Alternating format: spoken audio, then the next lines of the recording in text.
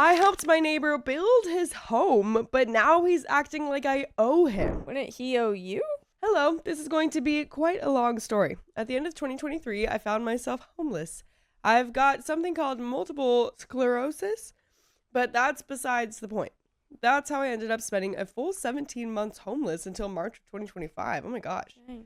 By the way, this comes from Extra Cheesy Broccoli. And if you want to submit your own stories, go to the r/OKStorytime subreddit. And I'm Angie. I'm Carly. And we're here to give good advice goofily, but we don't have all the answers. We just know what we would do in the situation. So let us know what you would do in the comments. So OP says, I now find myself in Northern Ontario. I think I'm closer to the North Pole than I am to the US border. I'm living in a somewhat off-grid homesteading type community. And yes, with my medical issues, I know it's probably more difficult for me than it is for most people, but I'm happy. I've got my dog, a small camper I live in, and I'm somewhat making it work. That being said, there's a person who's the focus of this story, and I'm going to call him Jason. Jason has a wife, but she's not really relevant to the story. Jason moved up here in May, and from what I saw, he made a mistake. He shouldn't be up here. I know that's saying a lot, but he really shouldn't.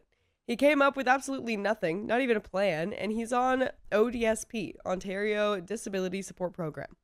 Now, that's saying a lot. That's $1,505 a month, and I survive on $300, sometimes less. Oh my god. But he came totally unprepared. He was lucky that he got here in the spring, mid-May. To say the least, he's got no outdoor experience and no building experience. I know I've got my medical issues, but his make him quite frail. In fact, his wife is also very, very frail. When I first met Jason, I was on my way to visit a friend who has a plot right next to his. I saw him and immediately got flashbacks to my time being homeless, living in the woods in a blue tent, waking up at 2 a.m. in minus 40-degree weather, the inside of my tent covered in ice. Honestly, I felt bad for him, and we talked. He told me he had plans to build some sort of home. The first day of construction on his place did not go well. In fact, it went so badly that all the members who had been willing to help washed their hands of him and refused to help again. Wow, interesting. How bad did it go?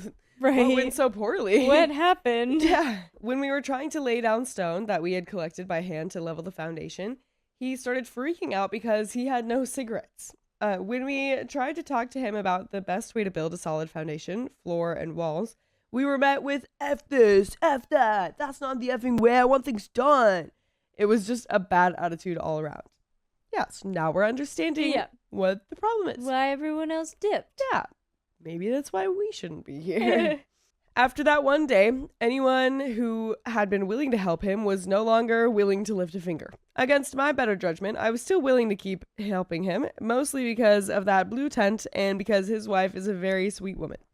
Over the next several months, May, June, July, and August, whenever he got any wood or building supplies, he would come down and ask me to do a bit of work. I had no problem with that. That's what neighbors are for. It always started the same way. He'd say, can you come up and help me with a very small job? It might take an hour. Yeah, no problem, I would say. Of course, I was more than willing to help. But that 1 hour would turn into 3, 5, even 8 hours. I've got my limitations, but he always found a way to guilt me into staying, not just to do the task that he needed done, but then something else right after. He'd say, oh, I need some help digging a ditch so I can lay some stones for a walkway. But it wouldn't just be digging the ditch because he never helped. It would be digging it, then laying the stones, and when I finished that, it was on to something else, like, I'm trying to put up an outhouse, but I don't know how to do this. Can you help? And then it would turn into me doing the whole thing myself. It got even more frustrating when we were actually trying to build his home. Whenever I tried to give him suggestions, because I have a background in construction, he'd get upset, start swearing, and throw a fit because that's not how he wanted it done. Well, then do it yourself, bud. Come on. Right. Do some of the work. Yeah, that's what they always say. If you want something done right, you gotta do it yourself. Yeah. And also, either you would have done it wrong, but yeah. Yeah, exactly. Like, either that or just listen to your construction right. Why are we not person? taking that advice? Yeah. Come on. The problem was, the way he wanted it done wasn't functional. It wasn't going to keep the weather out. But again, I felt bad for his wife. I felt bad for their situation. So I said, fine. I just did it the way that he wanted. It took months, little by little, but the place eventually got built the way that he wanted. Even then, he still wouldn't listen. The place needed to be insulated, something he and his wife could have done themselves. I suggested that they start by insulating the floor and ceiling first, and then move on to the walls when they could. I told him, always start with the floor and ceiling up here, that'll keep you warm. But he didn't listen. He told me that's not the way he wanted to do things, that he knows best. So I left him to his own devices. A little over 2 weeks ago, in the early afternoon, I hear a knock, knock, knock, knock, knock, knock at the door of my very small camper. It was Jason. It was the day after our first little cold spell overnight. It went down to -5 degrees Celsius, and guess what? His place didn't stay warm at night because he only had 3 walls insulated. What'd you think that was gonna do, Jason? Yeah, what are we doing? It's like, oh, this is not the way I want it. I want to be cold at night. Like, I want to be really cold at night. I want to not keep my house warm at all, actually. The floor wasn't insulated, the ceiling wasn't insulated, and it wasn't holding any of the heat from his wood-burning stove. It got cold. Jason was angry. He didn't come down to blame me, but he came to guilt me. He told me that he had more work to do on the place and that he'd be able to get more supplies in a couple of days when his check came in, but he said he wasn't going to make it through the night, even though it wasn't supposed to get that cold. Now, you're probably wondering why he came down to tell me all this. It's because he wanted him and his wife to stay in my camper, my home. My home that's only big enough for 1 person and 1 dog. What he actually wanted was for me and my dog to vacate our home so that he and his wife could stay in it.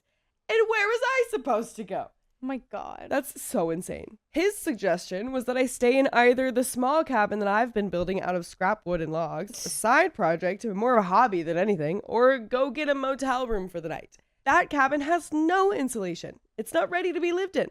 It's basically still exposed to the elements. And as for the motel room, yeah, because that's reasonable. I should leave my home and pay for a room that I can't afford. I don't have $150 to spend a night in the motel. I've got just enough money to keep my dog fed and myself fed. There's really no room in my life for luxuries. Heck, I'm still trying to save up for proper winter gear, a decent winter jacket and snow pants. I said no. Jason didn't like that. In fact, he blew up. I remember almost his exact words. That's not effing fair. This is my effing life. What am I supposed to effing do? This is my effing life. Dude, the lack of brains in this man. You know what you can go do? You can go build your house. Yeah, go build your house. Or, bright idea, stay in a motel that you want OP Why to don't stay you in. Go stay in the motel? Like, yeah, this is your life. It's my life too. This whole thing isn't your life. This is my house. We're not in some sort of simulation for you. Like, come on. Oh my God. He seemed to forget that, I've got to live too. This is my home. There are more people on this planet than just him. Yeah. I've been more than fair with him. I've neglected my own winter preparations just to make sure that he was okay. I've calculated that I've given him at least 200 hours of my time, often at times when I shouldn't have been helping him at all. Times when I was in so much pain, when my legs just weren't working, and when all I wanted to do was cry. Because again, I have multiple sclerosis. I'm medicated, but I still get bad days. Unfortunately, I know I'm easily guilted. After that blow up, I told him I was done. I said, I can't help you anymore. I've got my own things I need to do. We're very close to some serious snowfall and cold weather, and there's a lot I've got to get done with not much time left. And by the way, we've got a lot of episodes of stories just like this one on Spotify, iHeartRadio, Apple Podcasts, or whatever your favorite podcast app is. Just search OK Storytime. There is a little bit more to the story, but... Wow. Glad we said no. Thank Finally. God. That's insane to get mad and to demand someone else leave their house because you're mad that you did your insulation wrong. Exactly. That's crazy. What? Crazy. I'm so glad that OP's standing up for himself. Good on you for saying no. Good on you. Even after that, he still tried to guilt me into helping him more. One of the things he said to me was that if I didn't help him, he had nothing else, that he wouldn't make it through the winter, that he'd have to leave. Then he asked, do you really want to be responsible for me having to leave? This is my dream. A dream, mind you, that he's been building using my labor for free. I haven't gone back to help him since. In fact, the last I heard, he actually left and got in contact with one of the community associations in one of the small towns near where I live. They've put him in a motel, which honestly kind of irks me, considering all the work that I put into his place just for him to walk away. But you know what? It is what it is. I just feel like ranting today. And that's the end of that story. Wow, wow, wow. I'm glad you got your thoughts out. Yeah. I wonder, like, I mean, you'd have to buy the land, which would probably be expensive, but I wonder if you could, like, buy that. You could just use that house that he's living, or, you know, you'd have to put more work into it, but you've already put so much into it. Yeah. I wonder how much that would cost to maintain and stuff, too. Yeah, exactly. Might not be worth it. Might just be one of those old houses you see on the side of the road in a road trip. But yeah. Yeah. My best friend reconnected with my ex, and now I can't stay friends with him. Well, that's just how the cookie crumbles. Me, 23 male, and my best friend, 23 male, have known each other since we were about 14 years old. He's actually a very good friend and has always been very supportive and loyal. Let's call him Tom. By the way, this comes from Joseph Luigi, and if you want to submit your own stories, go to the r/OKStorytime subreddit. I'm Carly. I'm Angie. And we're here to give good advice goofily, but we don't have all the answers. We only know what we would do, so let us know what you would do in the comments. And OP says, unfortunately, Tom has had it a bit rough throughout his life. Not going to go into specifics, but let's say he hasn't had the best family environment. He has had health complications to the point that he can be described as having a disability. Had to almost replace his dad in some ways when raising his little sisters and other stuff. Still, he has managed to stay very, very positive about life and is one of the purest hearts out there. In 2019, I was 16 and got a girlfriend who was 15 at the time. Let's call her Sam. It took me about a year to introduce them both because he was studying at a different school, and for almost a year, we didn't talk much. Still, when we did talk, I used to tell him a lot about her. Eventually, they met because I invited them to an escape room for my birthday. They hit it off very quickly as they were both very kind and good-hearted. The three of us would hang out very often and had very good times together. To be clear, during our time together, they never hung out by themselves. Sam was very respectful of our relationship, and so was Tom. They did message each other sometimes, but the vast majority of their communication was through a group chat that we had together. They became as good friends as you can become with this situation up. In February of 2023, she broke up with me on relatively good terms. We said that we'd stay friends. One of the things that happened during the breakup was that she thanked me for introducing her to Tom because he was such a good friend. That threw me off a bit at the time, but I figured it didn't matter anymore. After that conversation, Sam asked me if we could pretend to still be together when her mom picked her up from our university because she didn't want her to know about it yet. I accepted. After all, I still cared for her. For the next 2 weeks, the three of us would still make calls and play video games together as we used to do, but it obviously felt off. I tried to be as nonchalant as possible and hung out with my uni friends. Sometimes Sam and I would bump into each other, but I actively tried to avoid her.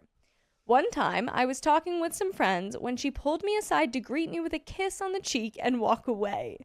My friends and I stared at each other in silence as it was a bit uncomfortable. After 2 weeks, Sam said that she needed to talk with me to help her with her mind. The most important thing about that conversation was that she felt hurt because I didn't search for her after the breakup, even after I told her that I'd respect her decision. What? That rang an alarm in my brain as trouble, and I decided to drop all communication with her for good. I didn't block her or anything, but I stopped following her on every social media platform, deleted her number, and deleted all the chats I had with her. During this grieving period, I started to vent with Tom, but Sam was also doing the same. I knew because he sometimes told me, but I never asked about it because I believe that their friendship is private to them and I should respect that. This situation made me feel uncomfortable talking about my pain with him, so I resorted to other friends.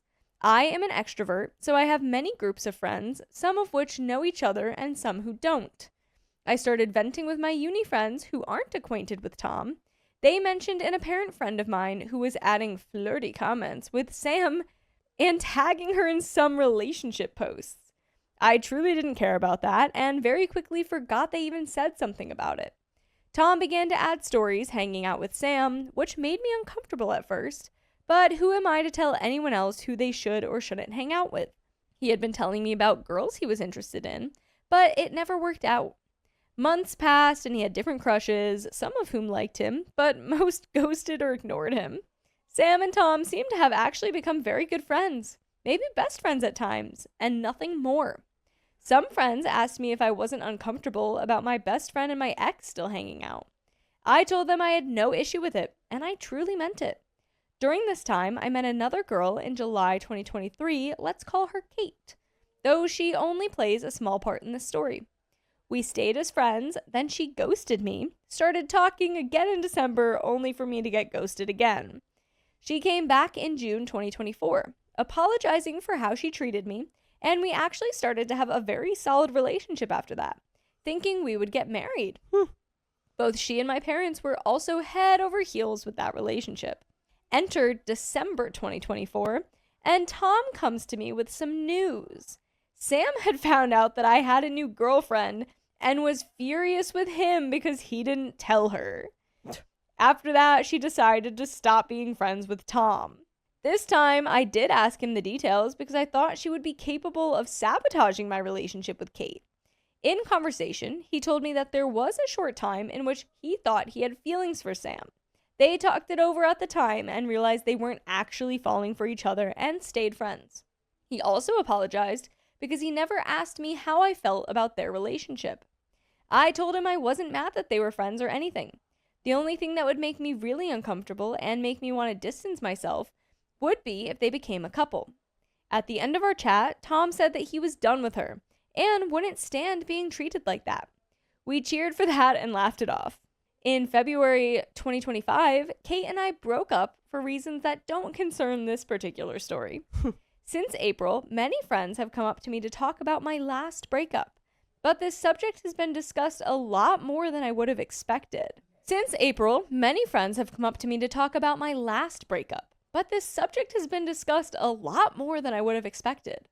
Basically, everyone who has been a little involved with my personal life saw some years ago that after Sam and I broke up, Tom and her were flirty.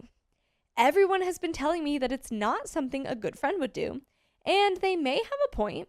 Still, I defended Tom because I know he is not ill-intended and has had it rough. The fact that he has friends who help him emotionally brings me joy. Also, he was not talking with her, so it didn't matter to anyone.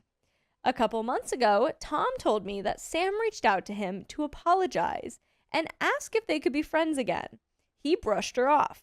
But something happened that I'm not aware of, and they became friends again. By the way, you guys should be aware that we have full episodes with stories just like this. Just go to Spotify, Apple Podcasts, iHeartRadio, whatever your favorite podcast app is, and search up OK Storytime. We have just a little bit left. Yeah, kind of just sounds to me like classic college drama relationships thing. Bro code being violated. Yeah. Not cool, man. Not cool. Yeah. You like just distance yourself from both maybe at that point. If it's really gonna hurt you if he's dating Sam. Yeah, exactly. It's like that might be, like if other people are still stuck in this kind of high school type drama in college, then it's like maybe you just gotta get away from these people a bit. I more so just feel even get away from it because it's gonna get messy. Totally. You don't want to be in that. We have a little bit left. In conversation, he has mentioned her very lightly as if nothing bad ever happened between them.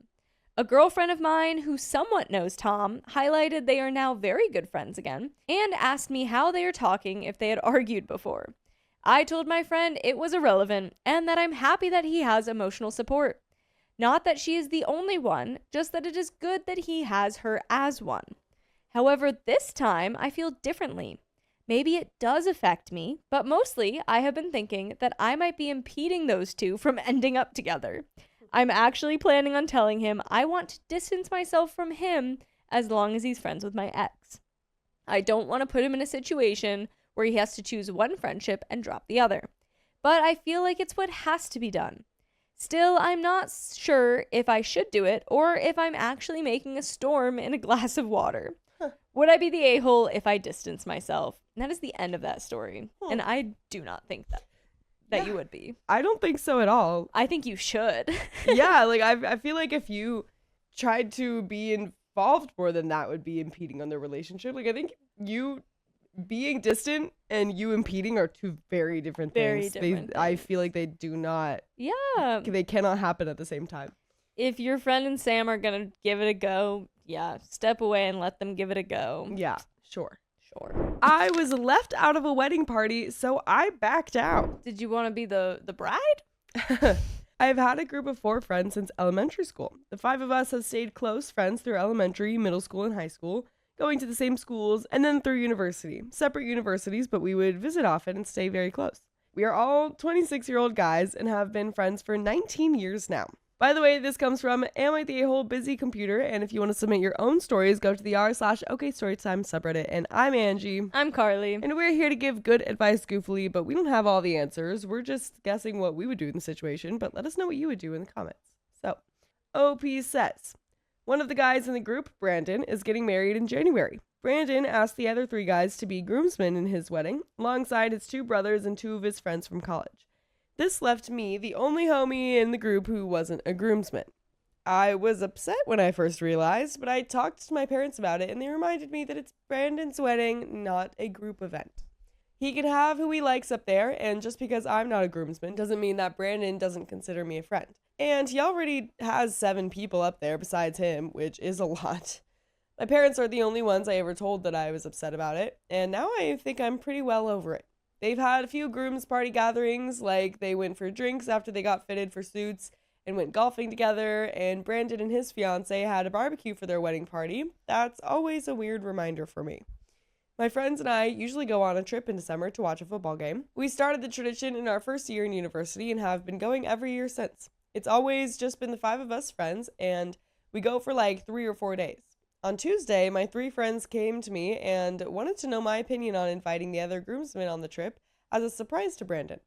The 3 of them were all clearly for this idea and really wanted me to say yes. I told them that I wasn't sure. I had to think about it, which was awkward because it was obvious that they thought I was just going to say yes. I spoke to them about it today and said that honestly, I don't want to go on a trip being the only non-groomsman.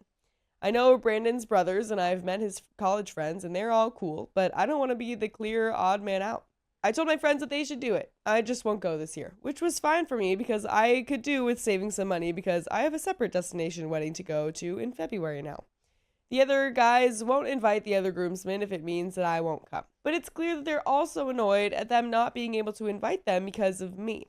One of my friends spoke to me separately and he told me that he really thinks I'm not fair or a good friend, and asked if it's because I resent not being a groomsman. It feels like any decision I make besides agreeing to go on the trip with the 4 other groomsmen is going to make them mad at me.